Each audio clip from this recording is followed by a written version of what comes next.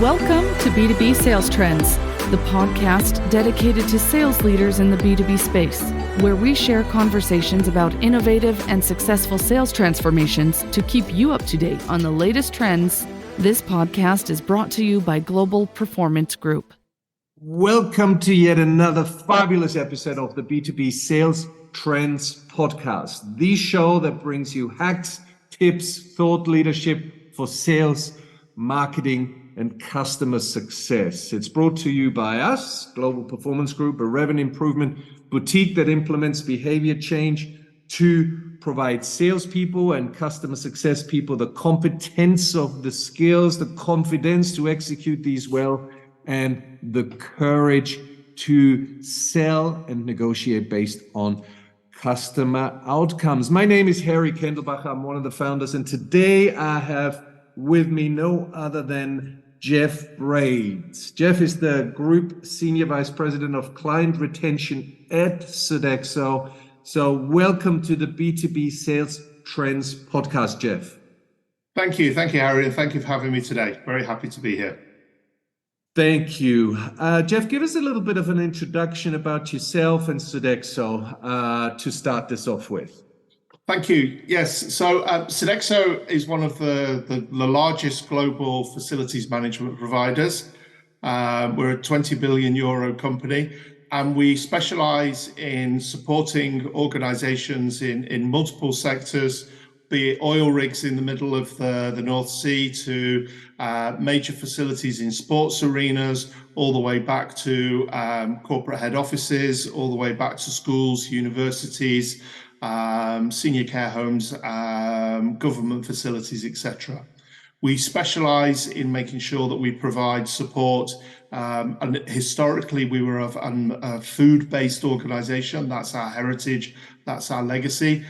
We also as well support in other aspects of facilities, such as all the way through from building maintenance, cleaning, reception, mailroom. So effectively making sure that our clients can then do what they do best, which is banking, renewable energy, running major sports events, running hospitals, healthcare, etc. And we help and we partner in that aspect. Thank you for that introduction, Jeff. We've done a little bit of research on you, and your LinkedIn bio really focuses and emphasizes the importance of having a plan that is welcomed, having a plan that's understood and anticipated by others. I particularly like that part.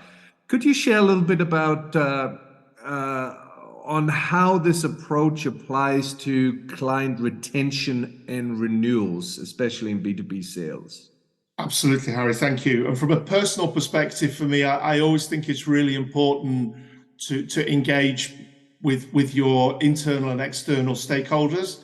I come from a marketing background, historically, predominantly in FMCG industry. And what was always quite interesting when agencies would come in and present to us, there would be like this grand reveal, and it's the classic marketing presentation. And I would always sit there and think, this is very high risk, because if they haven't understood correctly, if they haven't pitched it correctly, it wouldn't always necessarily land well. And I've seen some presentations where that hasn't been the case. The learning for me going forward is absolutely around anticipation. And the word that we try and manage and work against within Sodexo is expectation. So expectation for us is understanding. And again, the same thing applies to our internal stakeholders, but for our clients, and we're talking on a B2B aspect here, understanding what it is that they expect from Sodexo, making sure that we are then able to deliver on that. And then occasionally where their expectations are outside the scope of what's available to us or possible for us, communicating that back so that everybody is clear and understood. We have those expectation meetings and we carry those out regular stages throughout the contract lifecycle, from the very beginning all the way through to the very end.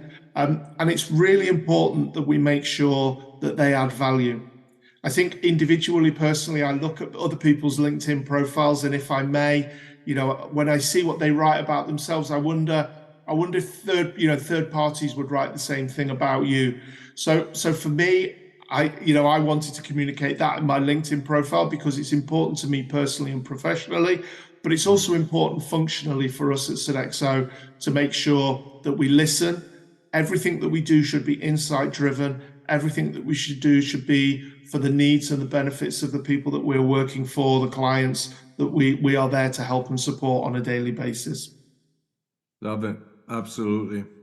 Love it.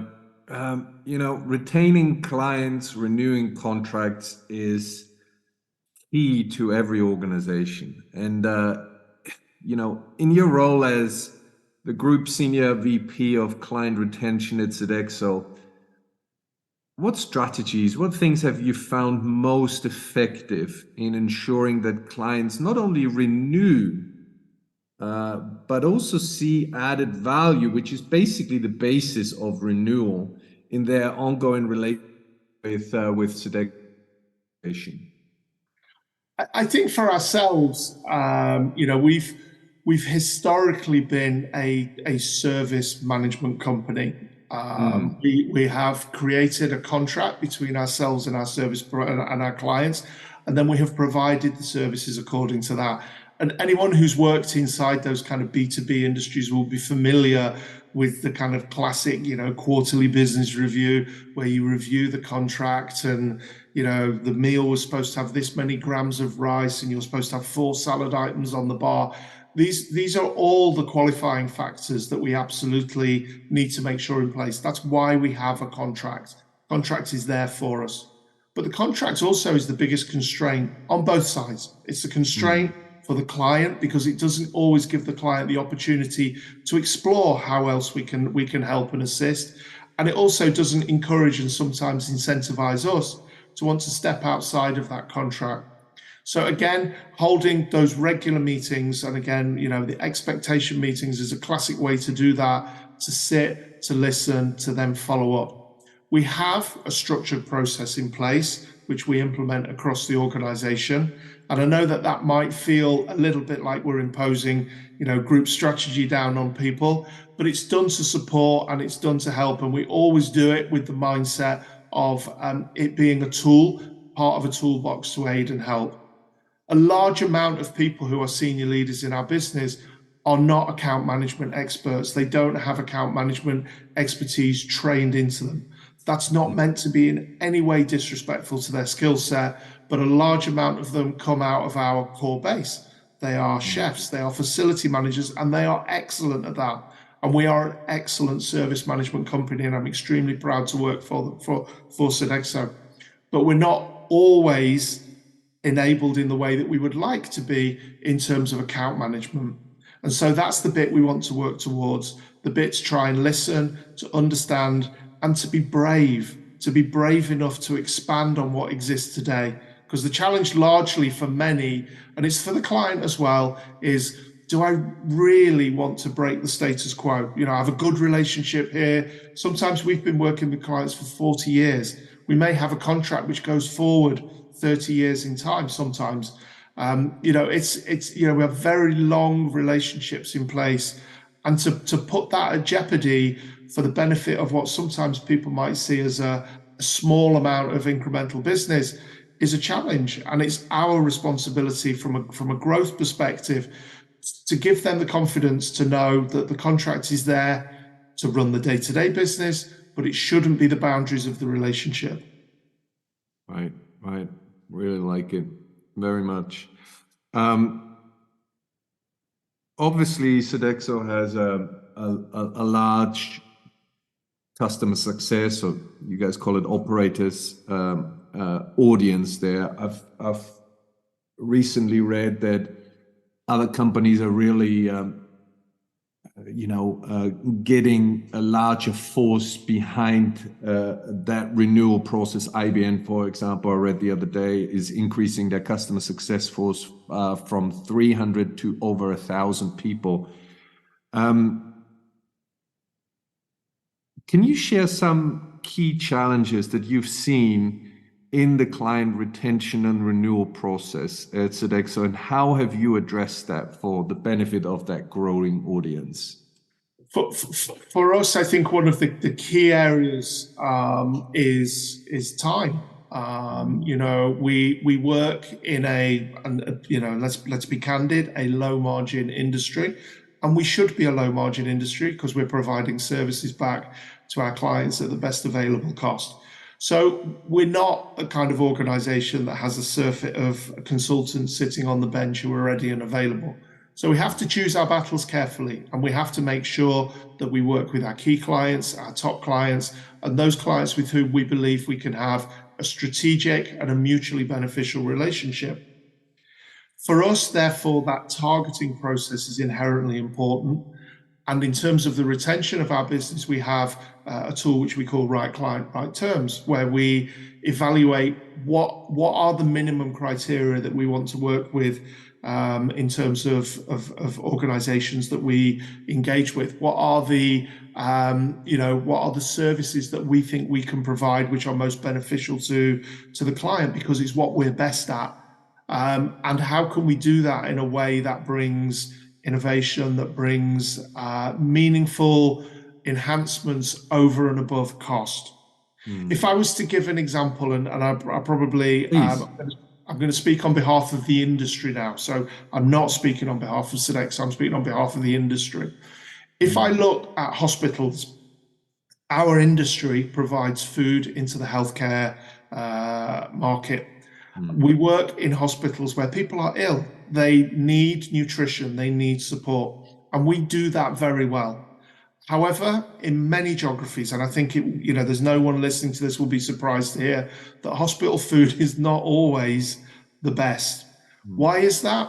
Because largely in time we have let ourselves, and again I speak as an industry rather than a Sodexo, and from a client base, we have let ourselves get to a place where cost is the key driver, and cost is the key driver of the relationship. And we're working consistently, and we've done some great examples on how we're working now with our clients, particularly in places like North America, to reverse that kind of historic relationship and that historic perception, where we lead with expertise. We lead with I believe we have as many dietitians as any other company in the world. We have dietitians who can help, who can support, who can bring expertise, so that the conversation is not about price. The conversation is about actually somebody wanting to recuperate from a major operation needs nutrition, they need health support, and they need a series of support networks that are in place. And I think that's the kind of conversation that we need to try and encourage with our clients.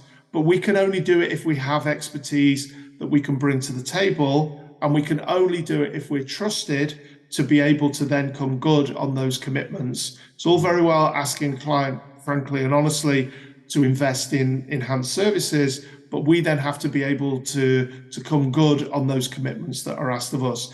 And again, that requires us to invest internally to support, but also as well to communicate across the duration of the client life cycle when elements are needed, because the last thing we want is we get to the last two months, 6 months, 9 months, 12 months of the contract. We enter into negotiation and we've got nothing in terms of backstory to talk about. That doesn't happen now because of the process we put in place, but historically it did, and it left us in a weakened position, because if the only thing you can go and talk about when you go into a room is price, then the only thing you're going to talk about is price. Right. It's that term of innovation that you've mentioned. I think that's very important. What kind of innovation can you bring to my relationship ongoingly? Because if it's only price that we're talking about, then it's a win-lose, right? And the relationship needs to be enhanced by other things over the life cycle. Your time at Sodexo has seen, a shift towards transformation, a shift towards digital transformation, and token of innovation. How has digital technology impacted client retention, and what role has it played in really enhancing your client relationships? It's impacting us massively on a day-to-day basis, and I think it's kind of in 2-3 key areas. The first bit, if I preface against that, is the move within the industry that we've seen. And if I look back, 15, 20 years, we largely had cost plus contracts. We provide, and again, I'm talking at an industry level now rather than necessarily a Sodexo level. We provided, service. We charged a margin on top of that. It was all open book. The client saw everything. We then had an agreement. There was a view within the industry that this actually wasn't beneficial to both sides because it didn't encourage, efficiency. So the industry, we then moved to more of a management fee, which is effectively where we just get paid a fee by the month by the client. And that encourages innovation from our side because the risk is now on us. What we're actually seeing increasingly is a requirement from our clients for us to be subject matter experts. And if I look back to our outsourcing methodology, again, as I saw it 10 years ago, it was very much, this is what we want you to do for us. We want you to provide this amount of meals. We want the cafeteria to open at this time. We want it to close at this time. We want you to do this in terms of facilities provision. And it was very clear, and it was quite rigid. What we see now from our clients is actually, Sodexo, you're the expert. You work on a global level with a number of clients. What do you see that helps you? So there are many ways that digital has helped us. One is, frankly, internally. So our ability to align to a consistent CRM tool, our ability to have consistent insight methodology, our ability to be able to share information from one team to another. Maybe somebody's working on a large international bid. They want to be able to share information. I can give you an example. Just yesterday, we had our team in China contact us saying we're working on a bid with this international provider. Where else do we have business with that client around the world?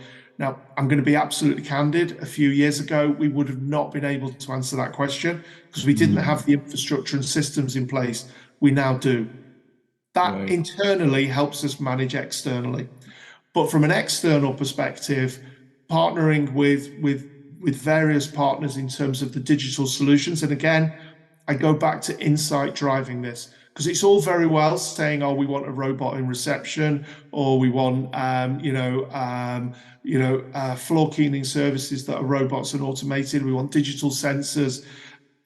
Selling the technology ahead of the need is not what helps. And we've learned that a little bit, when a lot of the new digital tools came around, we were a little bit quick to serve. We've learned that now, and we again, through the expectations, through the ongoing elements of the client lifecycle, what is your business need, and then how can we help you meet that need? Right. Good point. You mentioned before, and you emphasized the importance of acting fast, thinking big, failing cheap when you implement initiatives, right? Could you provide some examples of how this acting fast, thinking big, failing cheap philosophy has benefited client retention efforts at Sodexo? Yeah, absolutely. I think for us today, we have to recognize we're an incredibly large organization, in excess of 400,000 employees worldwide. And sometimes it can feel, that we're a little bit of an oil tanker. So it's about breaking it down into bite-sized chunks.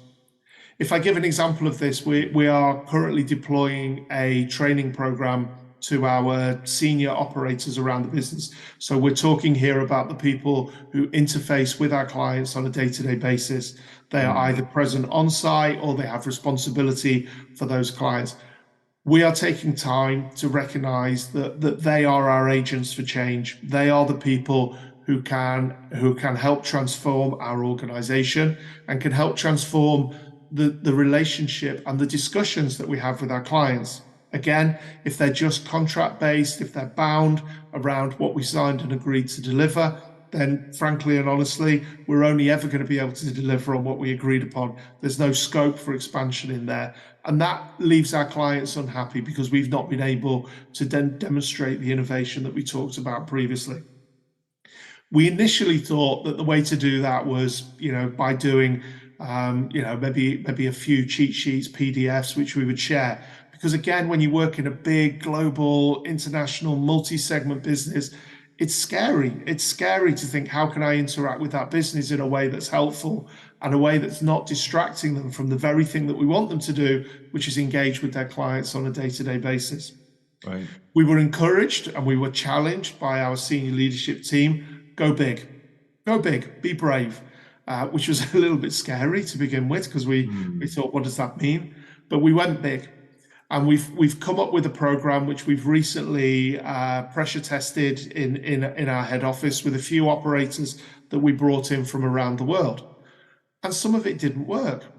And the great thing about that was that we failed and we've understood and we've modified that program before we ask our operators to step away from day-to-day interactions with their business, before we ask them to get on a plane and come to a hotel in the middle of nowhere for 3 days, and then get frustrated that the training and the support and the ongoing pathway that happens beyond that doesn't hit the mark.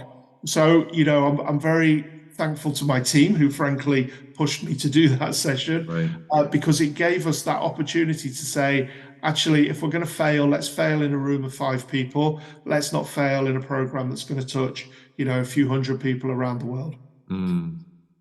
Great. I think that's very important to learn some of those lessons, to implement them, and go large because that's the one that will affect and change. Yeah. I've gotten to know you quite a bit over the last few months, and you are clearly a leader and a thought leader in the B2B sales industry and in the retention industry. What emerging trends have you see affecting client retention and renewals? What trends are you seeing going forward in the coming years, and how should companies adapt to these changes?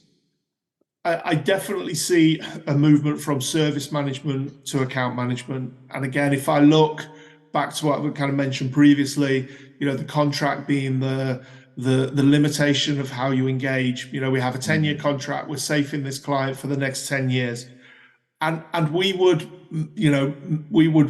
make our money through delivering services that our clients were happy with. We would retain our business because our clients were happy with what was delivered. The trend that I see is a constant need to challenge that relationship from the very first day that you engage in that client with that client. So we have, and I'm sure most people do, but part of our process, we have a kickoff meeting. That kickoff meeting should not be scared to challenge the initial deal that's been proposed, not to tear it up and say, this isn't what we agreed to, but to say, okay, this is our starting position. How else can we help you? And this only comes from insight. And insight for me is micro and macro. So we have micro analysis, which we undertake within a particular account. And we will understand then, are the consumers, because again, we have our B2B, but our B2B decisions are driven by our B2C, business consumer acceptance. So if the food that we are serving in a university is not of a suitable standard, the students will let the university know. The university will change their service provider at the nearest opportunity. So we have a multifaceted relationship that we have to keep in place. And those trends definitely, from a B2B perspective, need to reflect what's happening on the retail high street. So increased incidence of plant-based menus, healthier eating options, ability to source from outside. And one of the trends that we've seen, I think, again, in years gone by, we had a relatively captive audience. If you were working in a head office, you were largely, unless you were in a city centre, you were largely bound by the facilities which were within that building. This is no longer the case. You can now have food delivered into you. You can bring food in from home more easily. You have a wider range of options available. So this challenges our industry, and it challenges Sodexo to listen to not just to clients, but also as well to consumers, and to recommend and to understand what are the consumer trends that are needed.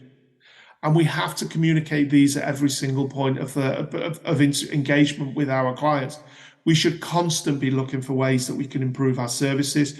We should constantly be looking for ways that we can help our clients be better at what they do, because nobody goes into a university cafeteria and says, oh, I really like the university. It's just unfortunate that they picked the wrong service provider. What they say is the food in this university was not of the standard I expected. Alternately, if the food is exceptional, then it drives employee engagement, it drives better learning patterns, it drives better recuperation in healthcare facilities, it drives better a better desire for people to want to go into the office in these post-pandemic times. So it's on us as the service provider to not just sit there and say, actually, this is what we've been asked to deliver. We have to approach it from account management perspective, and that has to be a consumer-driven account management mentality. I love that idea of what is this going to drive for you in my dear client, and how can we help you to operate more efficiently, better, to create better results for you versus pushing what we need to push. Very good, great. And what springs out to me, what you said, Jeff, is, and this obviously links very much into what we do, is, there's a constant need to challenge the client. I think that's what's your words early on in this in the last answer. I really like that, because and that's difficult for people, right? And this is what clients look for. How do you bring innovation to me? In order for us to do that, we need to constantly challenge things. I really strongly believe that a big misconception is, we have to innovate. The word innovation is in everybody's corporate presentation nowadays, and it's sort of a beaten to death term. But what does that actually mean? Is that a trip to Brainstorm Island where we all come up with a wonderful idea and huddle up and leave? Innovation is a process. Innovation is a process of question. Innovation is a process of challenge current situation, asking the tough questions sometimes, and in a way that falls all under the need of, or under the term of, the constant need to challenge. But people need the confidence and the competence to do that. How do we bring innovation to clients? Is by executing that process. I think it's a real important part that many times is overlooked within organizations. I love that. It's great. Yeah, and if I could just add in there, Harry, as well, I think it's really important that you innovate with the client, not to the client. So I think, again, with well-meaning intention, we've all kind of had examples, and you relate back to digital earlier, where we've been to a trade show, we've seen, our clients will love this, and then we'll go back and we'll present these 3 or 4 technologies that we maybe saw. What we try to do, and we do it throughout the contract life cycle, not 18 months before the end of the contract, not 12 months, but 3, 4, 5, 6 years before. Try and understand, what does innovation mean to that client? Because for some of our clients, innovation just means, will you stop serving the same soup every single Monday morning, or every Monday lunchtime, For some, innovation means, I want delivery robots that are delivering across, and we've implemented all elements across that spectrum, but understanding what innovation means, because it's not always drones and all of that kind of capability. Sometimes very simple, very small, very meaningful innovation is all that the client is asking for, and an understanding that you've taken time to listen and to look around with fresh eyes, to take constantly those fresh eyes. Absolutely. Let's switch gears here a little bit. A couple of more questions I have for you before we wrap up.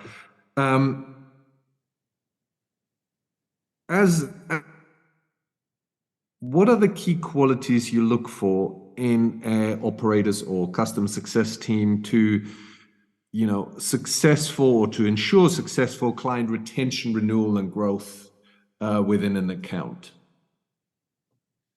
I think one of the really key elements for me, and I'm sure we've all seen the Simon Sinek, Golden Circle video, but it's that why. It's understanding, why are we here, and that goes right back to my earlier point on the LinkedIn bio. It's why am I at work today? What am I here to achieve? What am I here to help and support with? And from a client perspective, and we need to understand, why has that client chosen to work with Sodexo? And sometimes the answer to that question might be, might lead us to a place where we then understand that the why they chose us, we are not meeting today, because maybe even the terms of the existing contract haven't yet got us to that place. And that's what then drives, as you said, that innovation, the growth discussions. Because, if, for example, we're working in a head office and the people within the head office are not using the catering facility in the way that we liked, we can go back into our old world, or not our old world, but we can go back into a non-partnership mode where we start saying, oh, well, it's because the pricing isn't right, it's because the food options isn't right. Actually, we should sit, listen, understand, challenge ourselves, challenge the client, challenge the contract, challenge what the consumers are asking for, the employees within that facility, and then build our solution around that. And again, back to the point on thinking big, that may mean that we go back and ask for something that's radically different from what we do today. And that requires nerves. You've got to be brave to do that, because the comfortable place, everybody likes to be comfortable. The comfortable place is to work with what we already know. Now, one bit that we do therefore consistently try to do is to pull what we call the voice of the client out of our existing engagements, so surveys, etc. We have some algorithms, some data management engines, which allow us to understand what are the key themes that our clients are asking of us, so that we can then feed that back from expertise back to those clients. Because the problem, of course, is, if I may, little story, I learned this when I was working in India for a couple of years. We had very high food inflation. So we created this brochure, which we gave to all our clients, which talked about what was driving food inflation and what were the key meta factors that were driving. And this was 2010, 2011. And actually that was useful. It was very well received. It was a good educational tool.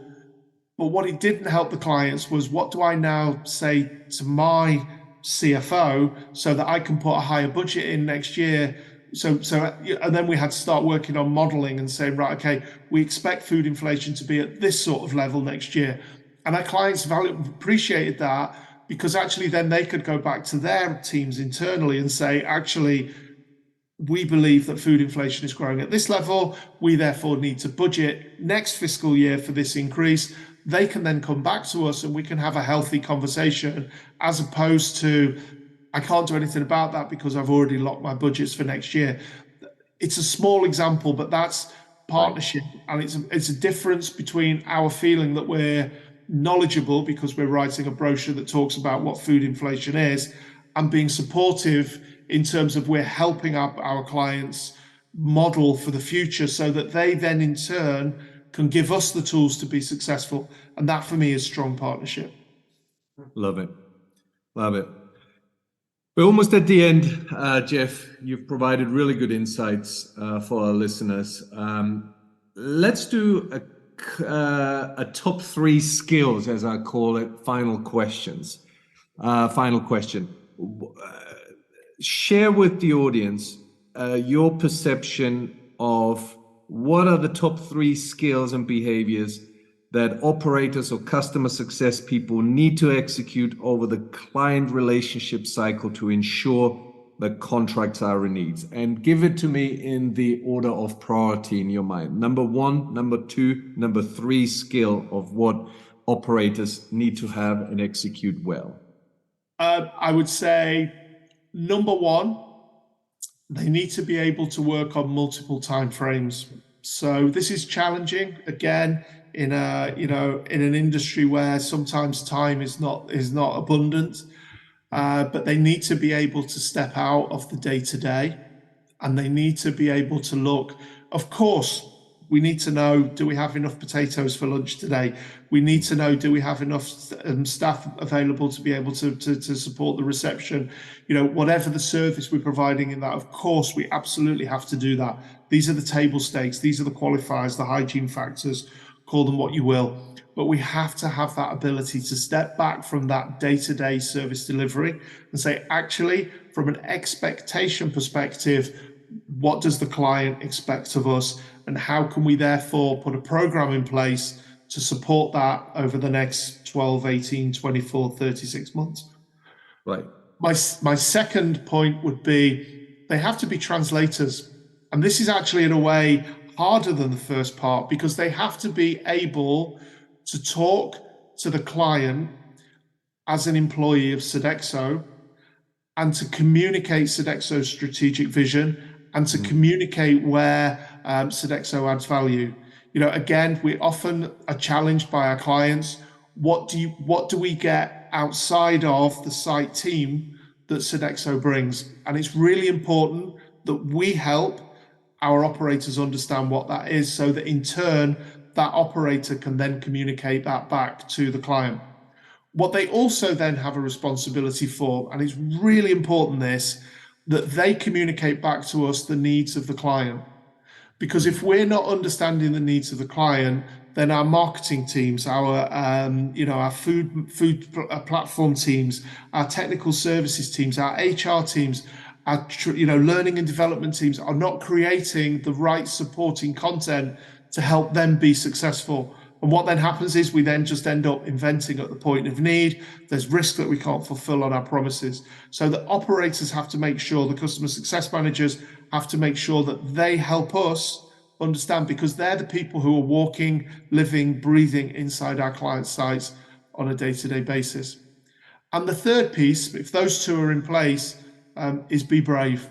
Our ex-CEO Michel Landau used to say, budgets destroy companies. And whilst he was slightly tongue-in-cheek what he said, and if our CFO was listening, he most certainly wouldn't agree with that statement, and he's right not to. But the point that I'm making there is, if you are constrained by your contract, if you are constrained by just hitting your numbers, by hitting your budgets, then you are bound within your existing, as I said earlier, you are bound within your existing relationship. You have no capability to grow and expand beyond that. So you have to be brave.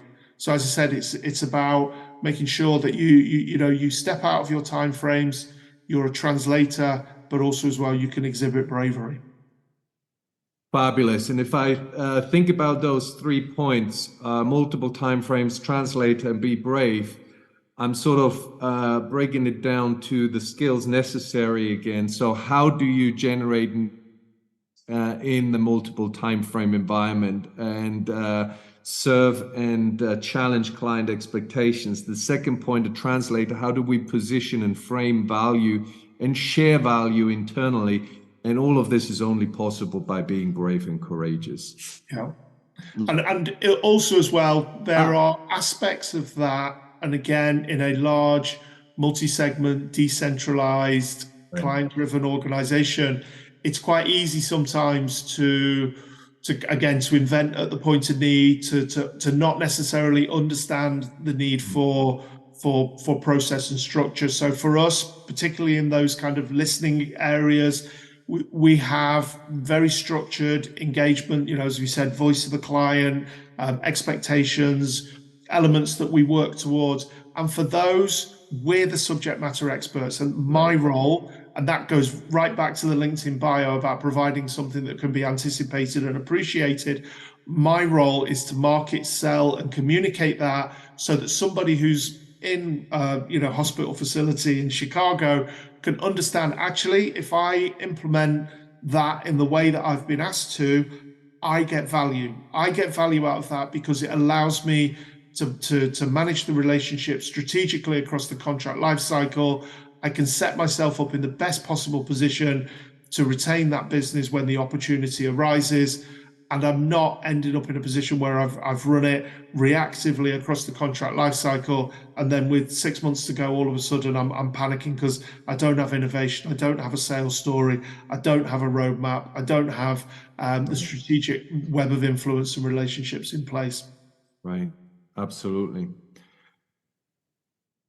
Thank you so much for your fabulous insights. I know our listeners appreciate your input, and very, very valuable information that you have provided to them. Thanks everyone for tuning in again to the B2B Sales Trends podcast. Until next episode, be brave, be courageous, happy renewing, happy retaining, and happy selling. Look after yourselves. Bye-bye.